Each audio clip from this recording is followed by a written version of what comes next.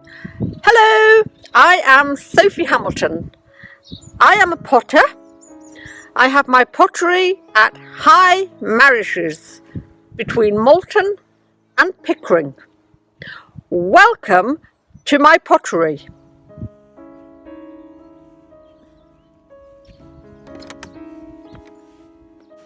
This is the main workshop where I glaze, decorate and make the pots. I've got two wheels which I use. I've got this one here and another one down here, which I use both the wheels for throwing. And I also jigger-jolly some of the pots. This here is a jigger-jolly machine. And I've got another one here, which is a very tall machine. These are both used for hand jigger-jollying. So it looks like lots of moulds here for making lots of pots, but I actually only make about 10 different items using moulds. I then make, oh gosh, I've just done my stock taking. I probably make about 30 different items which are all hand thrown on the wheel. So this was an old barn. In here, this is my wedging bench where I wedge up the clay ready for throwing. And here is my most amazing piece of equipment. This is a Pug Mill. There's absolutely no wastage of clay here.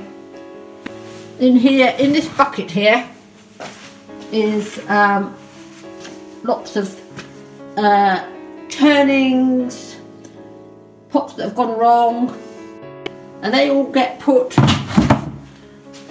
into here, into this hopper.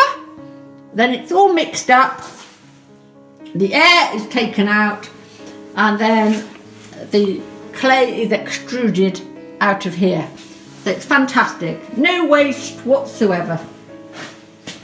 And then through here, through this door here, is my small shop, my selling space.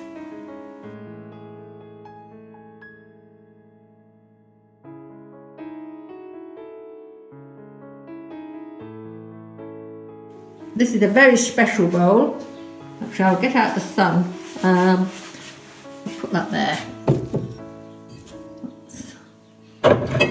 This is a hand-thrown bowl with lots of decoration on it. With this bowl I paint on all the flowers first, individually, getting my spacing. And then when I finish all the flowers, I then paint the background turquoise around all the flowers, which does take a very long time to do, but the end result is really worth it. I had my first experience of ceramics on my art foundation course, which I did in York. And what I really liked about ceramics, pottery, was the fact that a pot could be both functional and decorative. After foundation, I went down to Bristol and went to Bristol Polytechnic and did a degree in ceramics. At the end of my 3 years there, I felt that I still didn't really know enough, and that I certainly wasn't able to, I didn't have enough experience to be able to set up my own workshop. And so I went and worked for Dartington Pottery down in Devon. I spent 4 years at Dartington, and it was there that I really, really learned lots. Everything, how to make, how to glaze, how to decorate, marketing. It was a tremendous experience, and as a result of my 4 years at Dartington, I did feel then able to set up my own workshop. I came back to Yorkshire in 1990, and it took quite a while getting planning permission to convert these buildings into my workshop. I was very, very lucky in respect of the fact that my parents were farming here. They had taken over from my grandparents, and before that, my great-grandparents had farmed here. So these buildings were in a bit of a dilapidated state and definitely in need of converting and putting to a new use. So I started making pots here in May 1991. Here is my kiln. I've got a very large gas-fired kiln, which is, it's a trolley kiln. This is a trolley kiln because the base of the kiln pulls out along this track.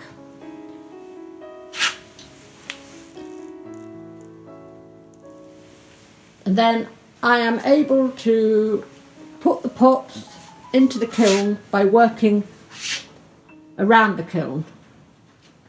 The kiln is now fully packed and ready for its bisque firing.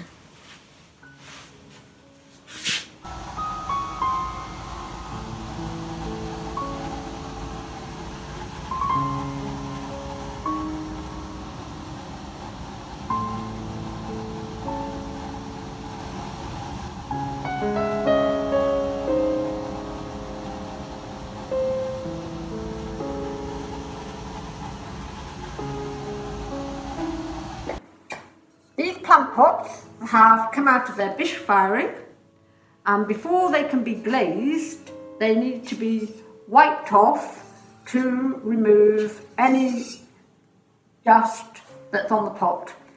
If there's dust on the pot, then you get problems with putting the base glaze on.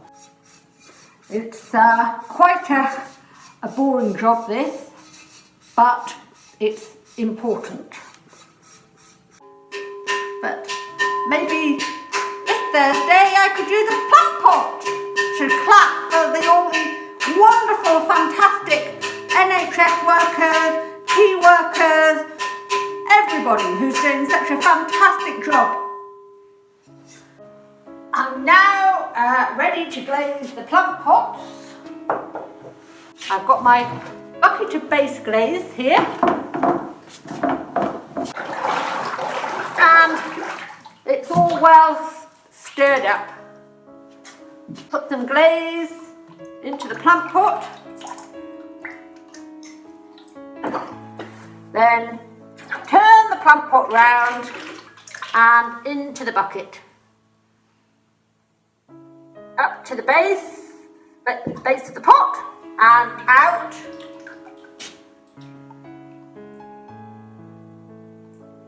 And then just catch the drips.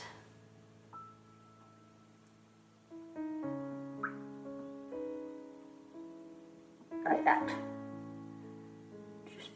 It dries out really very, very quickly. The glaze,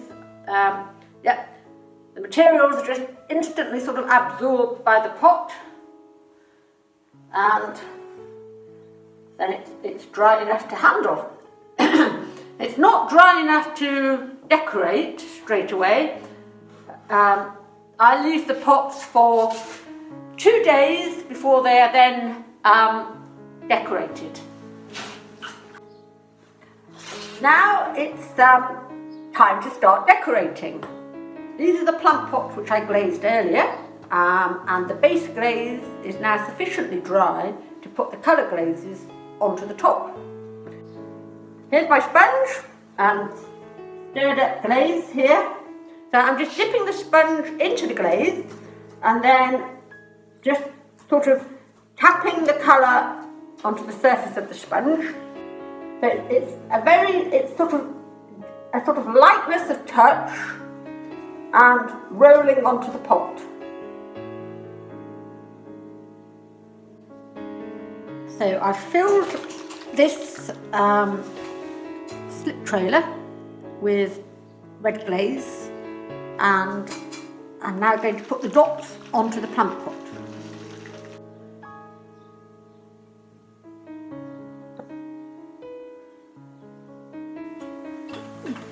And then here you can see how the sunflower completely changes with the heat treatment. So here is the raw pot, and here is the finished fired pot. So all this brown colour of the petals of the sunflower come out a blue gold colour, and then you can see the red purple centre, and here it just looks lots of grey.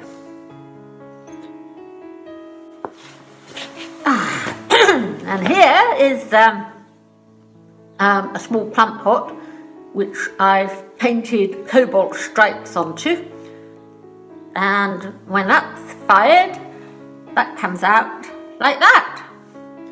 So another nice contrast. Now here I have got a bowl.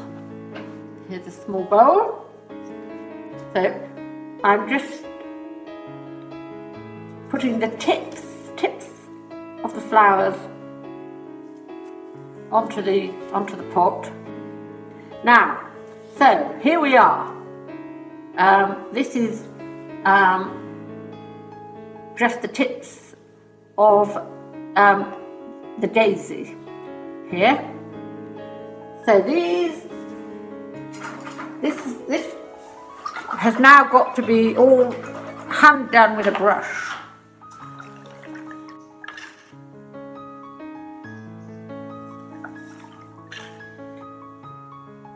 So here, as you can see, I'm still just doing one flower at the moment.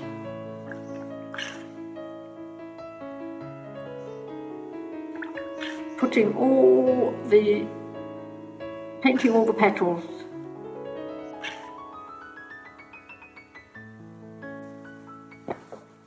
So that is now the inside of the bowl done, and now I'm going to paint on all the petals on the outside.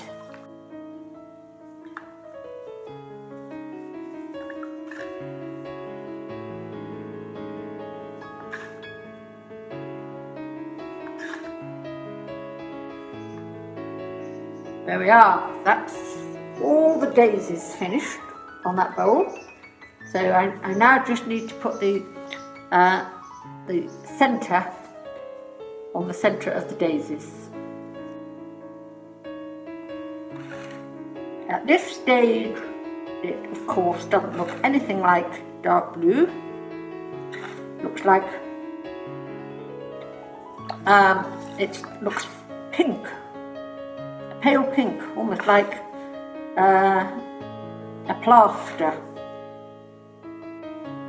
So I've got to do the outside, but just for the moment I'll stop, and there you can see that I have put these centre onto the blue daisy.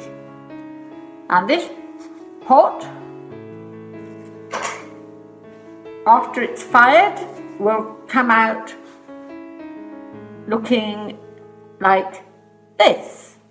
So again, you can see the change in the colour from this sort of pale pink, grey colour coming out these lovely, lovely blues of this blue daisy.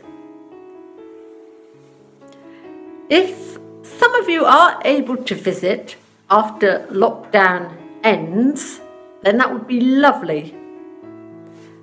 Otherwise, I look forward to seeing hopefully lots of you at North Yorkshire Open Studios in 2021.